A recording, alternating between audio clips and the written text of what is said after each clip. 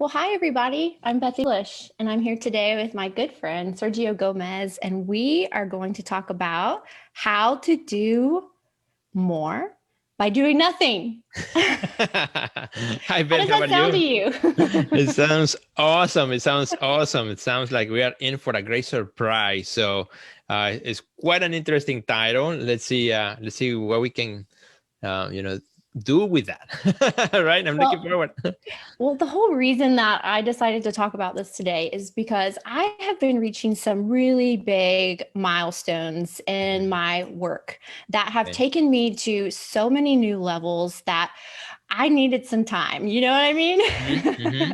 So Totally. I took a little staycation last week and I had to, it was really hard, but I tried to do as little as possible. I really did nothing. Okay. And I felt this urge to work, to Uh-huh. do something, to feel like I should be doing more. But I kept reassuring myself that this time I was giving myself was very precious Mm-hmm. because what it would do in a period of days and that turned into a week Mm-hmm. was give me some perspective and energy that was going to fuel everything else that I was going to set out to do moving forward. So I mean intuitively I felt it. I was like, you've got to do this for yourself. And I did it. And let me just say, wow. It was good. Now, did you from the beginning decide it was going to be a week, or did you start it like one day at a time and one day turn into two and two into three? No, no, no. I knew it was going to be a week. And I'm Okay. glad you asked that question because that goes to my first point is that Mm. when you need to create time for yourself, it's important to think about it as a boundary. So, for example, Mm, we okay. may not feel motivated, we might feel burnt out, but that doesn't mean just sit around and don't do anything for every day that turns into a week, that turns into 2 weeks, into a month and half a year. And then before you know it, you haven't done anything you've wanted to do. What Right. that means is let's create a boundary for ourselves and say, okay, for maybe it's an hour, maybe it's for a day, maybe it's for a week, but give yourself a time limit. Say, I'm going to do nothing, but only Mm-hmm. until this time. And Mm-hmm. then I'm going to start doing stuff again. Because I think what wears us down the most is Mm-hmm. all these little mental distractions of you should be doing this, you should be doing that, or you're not doing Right. that well enough. And it's like our mind is always spinning with Yeah. this idea of what we should be when we really need to just get comfortable where we are. Right. And I love that. And I think it relates to also to the pressures that we have and that as we see everybody else doing something, right? Because I think, this kind of reminds us of what everybody else is doing and the things that we Mm-hmm. are supposed to be doing. And before you know it, it is really pushing us to this almost like limitless, which that's not how we're supposed to function as human beings, right? But that's how we're driving ourselves, and including myself. I'm speaking from from my own experience of always wanting to be doing something. So like I take Sundays off, usually, and I try as much as I can to be away from from work or things, and it is hard, it is hard, but it's so necessary. It is. And that little pull on you, I think, can Hmm.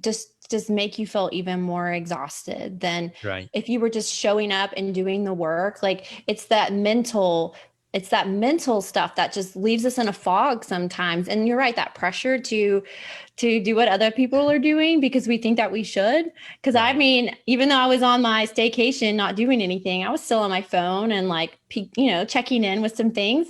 And I Uh-huh. saw like a bunch of my friends like making these cool posts and doing this and that. And I was like, oh, I should be doing that. And then I was like, Yeah. no, wait a minute. That's not the purpose of this time right now. The Right. purpose of this time is for you to step back and get some clarity. Because I Hmm. think when we are like in our heads right here, where it's really hard to have that clarity. And when you don't have Right. clarity, it's really hard to be productive.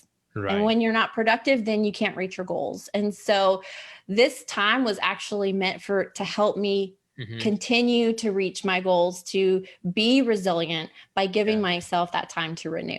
So, I love okay. it. That's great. My second point is to do nothing is drop a habit. I Okay. think that there's things that we do every single day that we may not realize if we just stop doing them, how much better our life could become. So, for Hmm. example, last year I quit drinking caffeine. Okay. And it has made such a tremendous difference in my life. And that was just one little thing that I did, right? Okay, that has nothing to do with my staycation, but it's just an But example it's still good, of yeah. something that I changed, one little thing that I changed about my daily routine that has made a tremendous impact on the way that I feel every single day. Now, for my staycation week, I decided that I was going to get off all the dating apps. I'm just stopping them. This is a distraction that's toxic and I don't need to do it anymore. So I think that there's these things that we can find in our everyday life that Right. is something we can say, you know what, I'm going to try to not have this in my life every day, and then see with that extra time what I'm able to do. They're like attention vampires, right? Like they come and they show up and they suck our attention. Yeah, I know. I think, in the same way for me. And for me, like something that has really helped me too is like my morning habits, really redefine those, and something I've been doing slowly. And when I see that, they're not working for me anymore, well, why keep trying, pushing myself, right? Replace an old habit with a new one, and until it continues to work. And if it stops working, then again, go through the same process. So, even at the beginning of 2021, I think one of the early episodes, we shared a little bit about, how I had to switch totally my new habits, as we are still in, dealing with this virus and less traveling and things like that. But yeah, I noticed when I fall back into it, then it's not the same. My focus is fogged, and I don't, I cannot concentrate the same way as when I start my day and I have my routines. I clean my mind and like, okay, I'm ready to roll. Yeah, I had one of those mornings today and Okay. I feel great. I mean, wow. I am so excited about trying new things to stay productive, to stay focused and have that clarity that, having that time away definitely gave me the insight and the energy to put some new things into place. But right, absolutely. Now here's my last point. Now, this point is for those who are feeling super burnt out. Totally unmotivated, haven't created anything in maybe 6 months to a year, who maybe have some goals and they just aren't reaching them, and they just don't have any energy to put forth, and they just don't know what they're going to do. Well, I would say to them, just stop everything. Just stop everything. Yeah. And see where the pieces fall. Just sometimes there was a time in my life when I had to lose everything to gain everything. And that's what I had to keep telling myself throughout that process, is that this is what's happening to me, but I'm going to gain everything back in return. And so if you're in a point in your life where you feel like you're just stuck and you have absolutely no idea where to go and no motivation to get there, but you still feel this passion within you burning for you to express your ideas, I would just say, just stop trying and find yourself, go within and just see what comes up. Give yourself some time and space and just take away all that pressure that you've been putting on yourself that's holding you back for all of that time, and really just allow yourself to be released from that, and then just see what happens. I just want to invite you, if you're in that place and it's really hurting you, just see what happens if you give yourself permission to just release all the pressure that you've been putting on yourself. Totally agree, Ben. And I think that's a really good one, because I've been there myself. I have worked myself, up to burnout multiple times. And you can ask my wife, she can tell you, and she can recognize when I'm getting to that point. And yeah, getting off the hamster wheel and say, enough is enough. And it's okay with not doing anything for a number of days until you recover it, until you refocus, regain yourself. Because you gotta regain yourself before you can give, before you can do anything else, before you can go back in the studio to do the things that you may want to be doing, but you're just lacking the energy, the focus to do it. And but until we get out of the hamster wheel, it's hard to do any of that work while we are in it. It's like walking away from it, and it is hard, because it is super hard for me. And sometimes, like for me, I first get sick before I get off of the hamster wheel, right?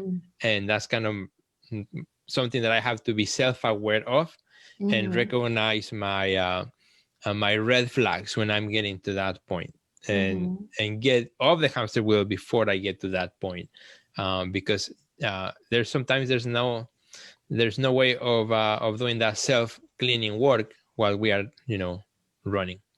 Right. And I think doing nothing is always an option that Yeah. we sometimes leave for the very last thing, Exactly. when we could have implemented a little bit here and there, and that will give us that work-life balance that we're working so hard for. It doesn't mean more self-care and more work. It means just a less of everything. Exactly.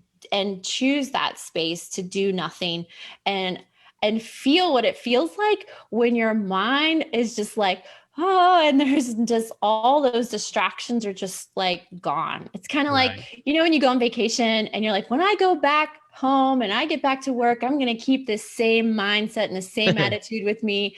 And, but with the culture that we live in, unfortunately, it's not cheering us on in that way. But I want to cheer you guys on to say that doing nothing is an option. Taking a break is an option. Releasing yourself from the pressure is an option. And I would love to see you try that, even if it's just for an hour or a day. Right. And if you have the time and you have the means and you need more, I would love to see you experience that as well, because I think it is so life-giving when we reconnect with ourselves and what it is that our intuition is calling us to do. So right. And something I would add really quickly, Beth, I was thinking about, like, sometimes we are afraid of like stepping away because we feel like, well, our audience are going to forget about us, our audience are going to blah, blah, blah.